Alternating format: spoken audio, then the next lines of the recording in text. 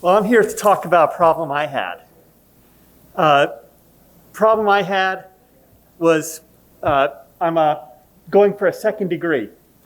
And this is the kind of stuff that I get emailed from my professor, put on the course site from my professors for reading. I like to read on a tablet. This is not particularly great to read on a tablet. It's crooked. A lot of times there's no OCR layer, so you can't highlight things, copy them, search them, all that. So that was the problem I had to solve. And people have solved this problem.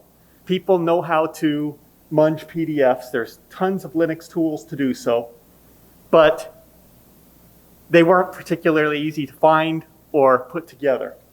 So I worked to solve that. An example of the problem, this is if I tried to highlight something, not particularly useful. This is the output of a script I wrote of that same input. And again, that's what the input looked like, that's what the output looks like. Took the page, split it into 2 pages. So my tablet now, I don't need to scroll horizontally. It'll do other things as well. I mean, you can highlight now, which is fantastic. And it's built through a nice menu-driven text interface, because I'm old school here. This uses a system called Dialog, which is on most Linux boxes. If you've ever installed Linux from the command line, you've probably used Dialog and didn't know it. Very easy interface with. And it asks questions like, do I need to rotate the document? Do I need to do OCR, add an OCR layer?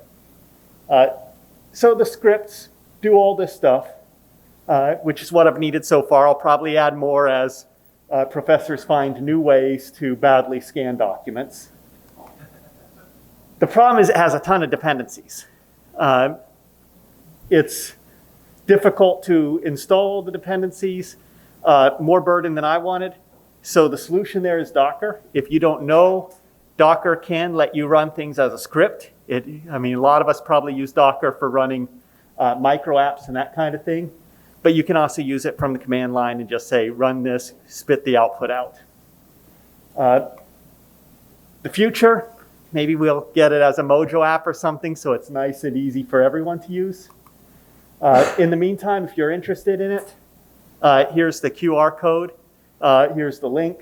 So it's off of my GitHub. Feel free to use it. Feel free to submit patches or something and add more Perl code, because right now it's Python code. So if you'd like Perl code in there, feel free to send in a PR. Thank you.